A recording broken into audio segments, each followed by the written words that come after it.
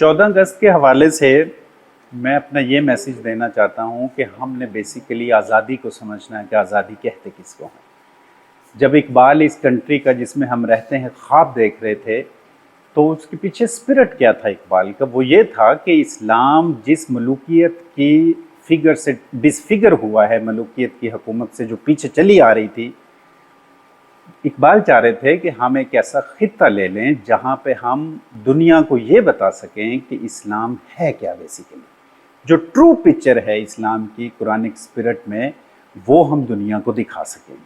پھر جا کے اقبال کے خواب کے کوئی 8-9-10 سال کے بعد یہ ایگزیکیوٹ ہوا، جب جناح سے پوچھا گیا 41 کے اندر، ایک برٹش رپورٹر نے پوچھا کہ جناح will you really be an independent nation? It may take another 20 years۔ اب دیکھیں کہ اس بندے کی کنوکشن دیکھیں، اس کا باطن اس قدر اجلا تھا، اس کا یقین کس قدر پختہ تھا۔ وہ کہتا ہے yes indeed I will be an independent nation if it take another 50 years۔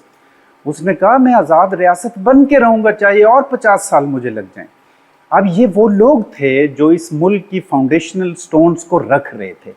اب بیسیکلی میرے اور آپ کے اوپر اس آزادی کی جو سب سے بڑی ذمہ داری فال کرتی ہے وہ یہ ہے کہ ہم اس اسپرٹ کے اندر اپنے آپ کو تیار کر سکیں کہ اقبال اور جناح کا جو یہ خواب ہے اس کو شرمندہ تعبیر کریں ہم، اور اپنے کردار سے، اپنے یقین سے، اپنی فراست سے، اپنی سکل سے ہم دنیا کو لوہا اپنا منوائیں کہ یس یہ تھا وہ کنٹری جس کے پیچھے اقبال کھڑا ہوا ہے۔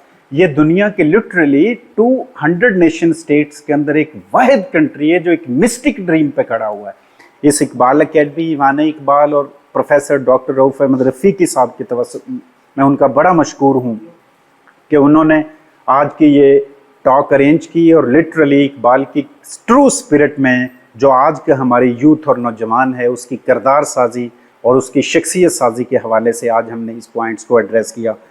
بہت شکریہ آپ لوگوں کا۔